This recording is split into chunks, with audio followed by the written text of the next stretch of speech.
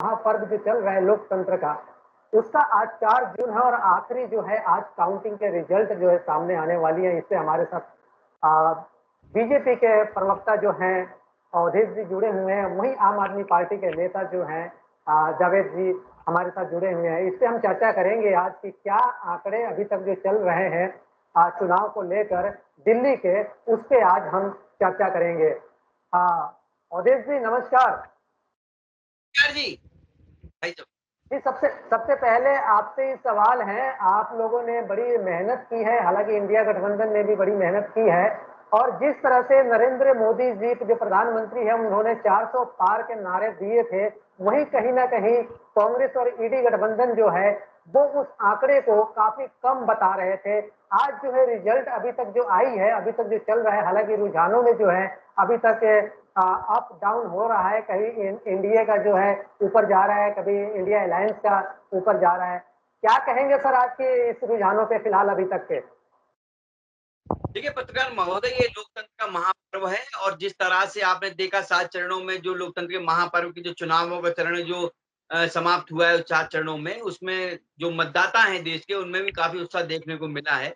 और ये जो 400 पार का जो नारे की बात कर रहे हैं, ये नारा जो है ये जनता जो है देश की, उसका प्यार, जनता का आशीर्वाद, जनता का विश्वास जो था अपने देश के प्रधानमंत्री नरेंद्र मोदी जी के प्रति था, ये वही 400 पार है। और निश्चित तौर पर देखिए देश की जनता, देश का हर नागरिक, चाहे मैं हूँ, आप हूँ या अपने भाई बैठे हैं, ये जो अपने पैनलिस्ट हैं, हर कोई यही जावेद चाहता जी। है कि हमारा देश आगे बढ़े, विश्व गुरु बने, हमारा देश आत्मनिर्भर बने।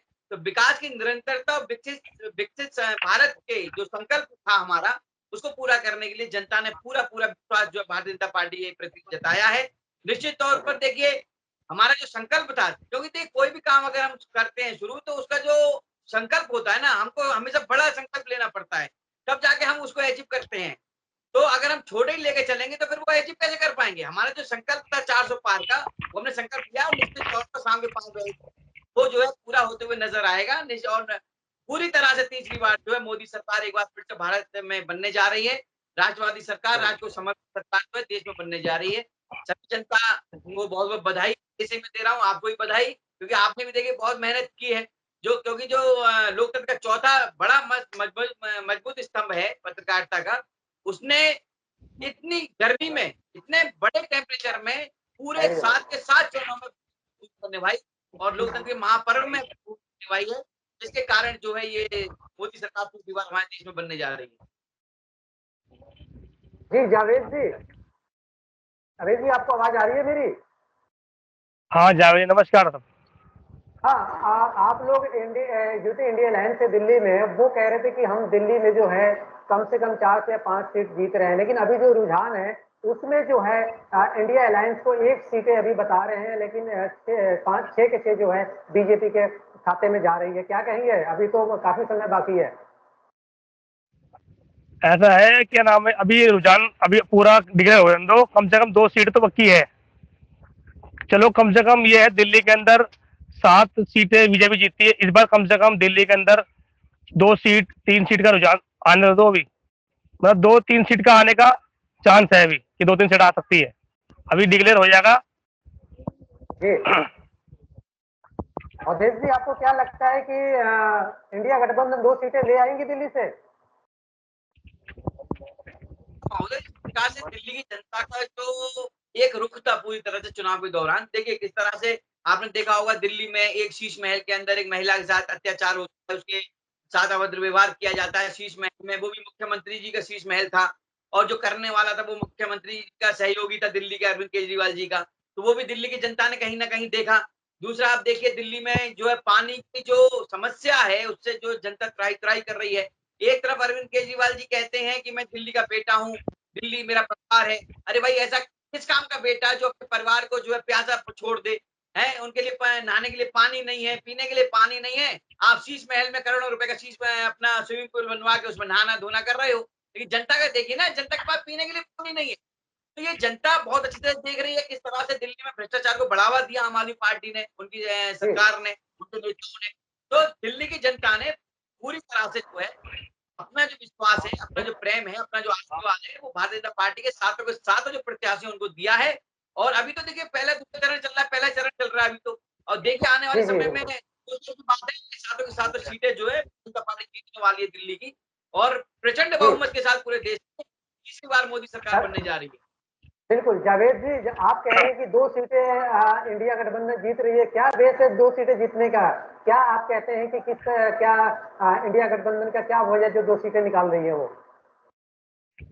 ऐसा है जैसे कि हर बार बीजेपी सरकार आती है, दिल्ली के अंदर सातों सीटें बीजेपी जीतती है, तो इस बार जो है मतलब 1-2 सीट आने का चांस है कि वो सरकार में खाता खुले, क्योंकि हर बार जो बीजेपी की सरकार आई है दिल्ली में भी सर सातों सीटें अगली खाता बार। कैसे खोलेगी? कुछ तो काम होगा इंडिया गठबंधन का या अरविंद केजरीवाल हाँ, का या कांग्रेस का दिल्ली में, तभी तो खाता खुलेगी। कन्हैया कन्हैया कुमार का चांस है, ये पूरा पूरा कन्हैया कुमार की सीट निकल सकती है पूरी। लेकिन कन्हैया कुमार तो पीछे चल रहे हैं अभी। कोई बात नहीं, अभी रिजल्ट पूरा रिजल्ट आने के बाद सब पता लगेगा ना। अभी रिजल्ट अभी रुझान पूरा डिक्लेयर नहीं हुआ। अभी जैसे कि बीजेपी के जो लोग हैं कह रहे 400 पार 400 पार, ठीक है चलो, मतलब इंडिया गठबंधन है, कम से कम थोड़ा बहुत फर्क तो लगा ना इस बार आपको भी, कि भाई इस बार कितना जोश है इंडिया गठबंधन के अंदर। चलिए, कौन कौन सा सीट आप मानते हैं कि इंडिया गठबंधन दिल्ली से निकाल सकती है 2 में? जेपी अग्रवाल जी की सीट कंफर्म बता रहे शायद, जेपी अग्रवाल जी की सीट जो है मैन्युटी से आती है इधर से, क्योंकि यहाँ से सीट निकल सकती है इनकी। लेकिन यहाँ से भी प्रवीण खंडेलवाल लीड कर रहे हैं इस वक्त। चलो कोई बात नहीं, थोड़ा सबर, सबर का फिर मीठा होता है, और सबर अवधेश करने। जी, आपके पास आते हैं, आप बताइए, जिस तरह से अरविंद केजरीवाल जेल में गए, जो प्रकरण आपने बताई है, और जिस तरह से अरविंद केजरीवाल को चुनाव में प्रचार करने के लिए लाया गया था, आए थे, उससे क्या फायदा मिलेगा इंडिया गठबंधन को?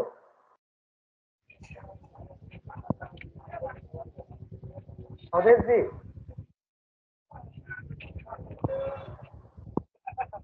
पूछ रहे थे जी जी अवधेश जी, आपसे। क्या? मैं सुना नहीं।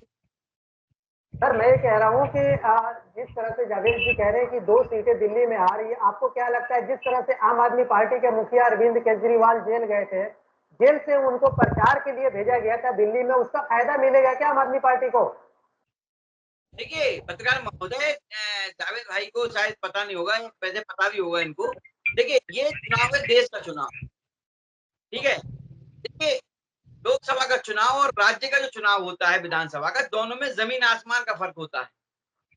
तो देश का चुनाव जो होता है वो जनता जो है ना, उसके दिमाग में राष्ट्र होता है, राष्ट्र की बातें होती हैं, उससे संबंधित चीजें होती हैं, उसको सोच कर दिमाग में वो जो है वोट डालने जाती है लोकसभा का। राज्य में क्या होता है, वो जमीनी स्तर की कुछ चीजें होती हैं, उनको सोचकर जनता वोट करती है। दोनों में जमीन आसमान का फर्क है। तो मैं एक बार फिर से कह रहा हूँ, दिल्ली की जनता जो है सातों के साथ जो है भारतीय जनता पार्टी जो प्रत्याशी प्रचंड बहुमत के साथ जिताने वाली है। अभी अब स्पष्ट हो जाएगी 12 बजे तक स्थिति पूरी तरह से। और देखिए दिल्ली की जनता जान नहीं रही है क्या? दिल्ली की जनता सब देख रही है। देखिए आप देखिए दिल्ली केजरीवाल साहब जब आए थे तब कहते थे भाई मैं लोकपाल लाऊंगा, लंदन पेरिस बनाऊंगा। क्या हुआ? शराब की नगरी बना दी दिल्ली को। क्या किया? आप देखिए बरसात के मौसम में कितना मौसम खराब हो जाता है दिल्ली का। इस तरह से सड़कें जो है पानी में लबालब हो जाती है, कहीं कई जगह तो सड़कें धंस जाती है नीचे। दूसरी बात केजरीवाल जी ने कही थी मैं दिल्ली को प्रदूषण मुक्त करूंगा, समस्या उससे राहत देगा दिल्ली वालों के लिए, उसके लिए कुछ नहीं किया। हाँ, मोदी सरकार ने तो इलेक्ट्रिक बसें दी, आज आप देख रहे हो ब्लू कलर की जो इलेक्ट्रिक बसें घूम रही हैं दिल्ली में, तो मोदी सरकार की देन है। फेम योजना के माध्यम से जो इलेक्ट्रिक बसें दी गई हैं दिल्ली में, जिससे कि दिल्ली वासियों को प्रदूषण से मुक्ति मिल सके। और जो दिल्ली के चारों तरफ हाईवे, पेरिफेरल हाईवे जो बना रहे हैं, ताकि जो बड़ा वाहन दिल्ली में ना आए, वो भी मोदी सरकार की देन है। भाई आपने, आपको जो जनता ने चुना है दिल्ली की, भाई वो क्यों चुना है? वो इसलिए चुना था ना कि भाई आप दिल्ली की जनता को सुख सुविधा दे सके। भाई दिल्ली की जनता को सुख सुविधा दे नहीं पाए केजरीवाल जी, अपनी सुख सुविधा लेने में लगे रहे। अपना शीश महल बनवा लिया, वहां पे जो है स्विमिंग पूल बनवा लिया। दिल्ली की जनता त्राही त्राही कर रही है पानी के लिए, आप देखिए। तो कहीं जी जी।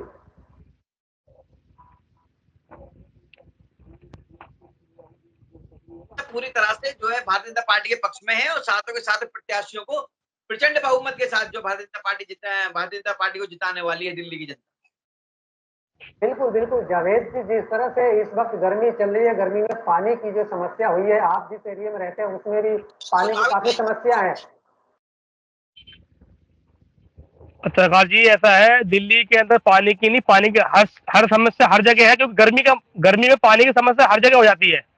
और जो पानी की समस्या है हमारे यहाँ पे, जहाँ 2 टाइम पानी आ रहा था वहां 1 टाइम पानी कर दिया है। अब दिल्ली के अंदर भी देखो 2,000 रुपये जुर्माना है सरकार ने, कि पानी अगर आप सही यूज नहीं करेंगे तो उसके लिए 2,000 जुर्माना है। तो सरकार ने उसे प्रतिबंध लगा दिया, क्योंकि पानी रोकना, पानी को मतलब बचाना, ये सबका कर्तव्य है। इसलिए सरकार ने 2,000 रुपये जुर्माना इसलिए लगाया कि पानी की बचत हो। चलिए जावेद जी, आप बताइए, जो एग्जिट पोल अभी 2 दिन से चैनलों पे चल रहे हैं उसमें इंडिया गठबंधन को बिल्कुल ही बहुमत से नीचे दिखा रही है, क्या मानते हैं एग्जिट पोल को? एग्जिट देखो जी, जब तक क्लियर नहीं होता ना, एग्जिट पोल तो 10 साल पहले भी दिखाए थे कि भाई आंकड़ा क्या आ रहा था, इस बार आंकड़ा क्या है।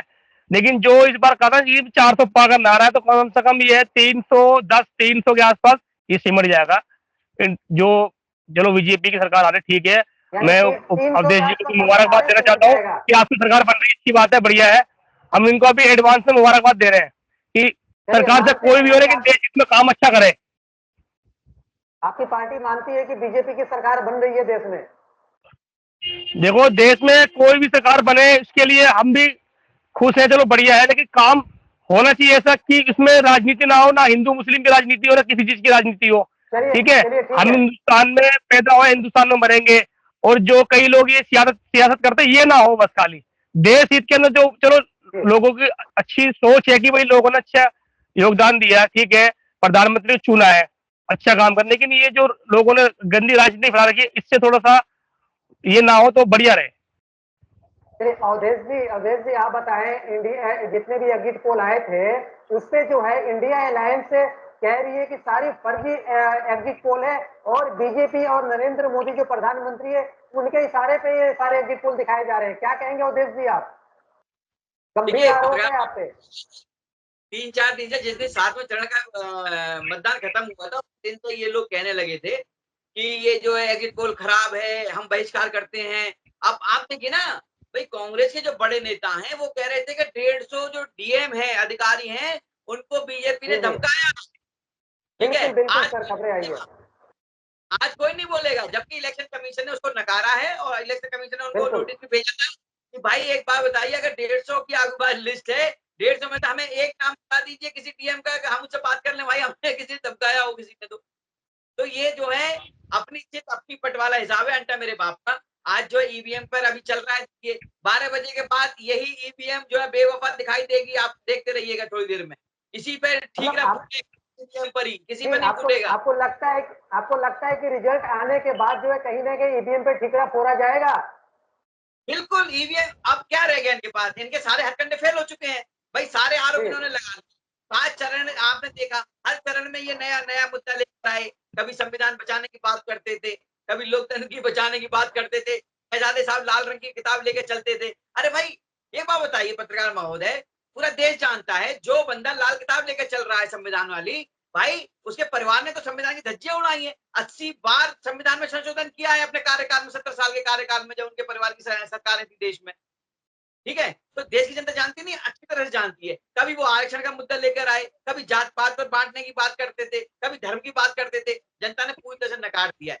देखिए पत्रकार महोदय साहब, मैं बता रहा हूँ आपको, आपके दर्शकों समझ रहे होंगे, अब जो राजनीति चल रही है ना देश में, वो केवल एक ही राजनीति है, विकासवाद। जो पहले परिवारवाद की राजनीति थी, तुष्टिकरण की राजनीति थी, धर्म के नाम पर बांटने की राजनीति करते थे, वो सब अब बंद हो चुका है। अब केवल विकास की राजनीति चल रही है। उसी के आधार पर वोटिंग हुई है, उसी के आधार पर लोगों ने, जनता ने जो है अपना जो पूरा एक रुख दिखाया है मोदी जी के प्रति, वो है। और तीसरी बार फिर से मोदी सरकार बनने जा रही है आज। जी, जावेद जी आपने कहा कि भी बीजेपी की सरकार बन रही है, आपने बधाई भी दी और आपने ये भी कहा कि काम अच्छे करें। प्रधानमंत्री नरेंद्र मोदी ने किसी के भेदभाव ना किए हुए, उन्होंने पिछले सरकार कार्यकाल में उन्होंने काफी काम किए। 3 तलाक उन्होंने खत्म कर दी, जो मुस्लिम महिलाओं के लिए बहुत बड़ी चीज है। जो उनकी सुविधाएं हैं केंद्र सरकार की, वो आप लोग को भी, अल्पसंख्यक जो हैं आप लोग को भी मिल रहा है। तो क्या कहेंगे इस पे, जो इस तरह के मामले आए हैं, जो 3 तलाक खत्म हुआ है, क्या कहेंगे उस पे? अच्छा जी, 3 तलाक का जो मामला है, चलो ठीक है, प्रधानमंत्री ने जो भी किया ठीक किया है, उसके लिए सभी का ही जो है ना, मतलब इसमें योगदान है। चलो ठीक है, मुसलमान समाज के लिए उन्होंने बढ़िया किया। लेकिन जो इनके जो मंत्री जो सांसद है, वो जो अपशब्द बोलते हैं, जैसे रमेश बिगुड़ी जी है, उन्होंने सांसद के बारे में उल्टा सीधा कहा था। तो ऐसा प्रधानमंत्री जी जो है ना, देश के प्रधानमंत्री जी को इसके अंदर जो है ना, मतलब कि प्रधानमंत्री अब जैसे कि सांसद है, सांसद जीतेंगे तो नाम प्रधानमंत्री बनेगा, एक तो नाम बदनाम मोदी जी का होगा। तो ऐसे लोगों को जब भी टिकट नहीं दिया, बढ़िया रहा तो उनको निकाल दिया, क्योंकि इन लोगों ने क्या है, देश के अंदर माहौल खराब कर रखा है, हिंदू मुस्लिम का माहौल कर रखा है। इस देखो, आज से जो 2014 जो 2014 से जब जब हम ले रहे थे, इतना पहले भाईचारा था हमारा। अब ये लोग थोड़ा सा आने के बाद, ठीक है, इसके अंदर हमारा भाईचारा खत्म हो गया है, क्योंकि लोग जो है ना, वो प्यार मोहब्बत खत्म हो गई है, क्योंकि दो चार जो ऐसा सांसद है ना, जो इनको बोलने का ढंग नहीं है, तो इस चक्कर में प्रधानमंत्री जो है वो शर्मिंदा होना पड़ता है इनको। चलिए ठीक है अवधेश जी, अब इस डिबेट को यहीं पे खत्म करते हैं, बाकी फिर आपसे मुलाकात होगी। जब तक के लिए आप लोग से नमस्कार, जय हिंद।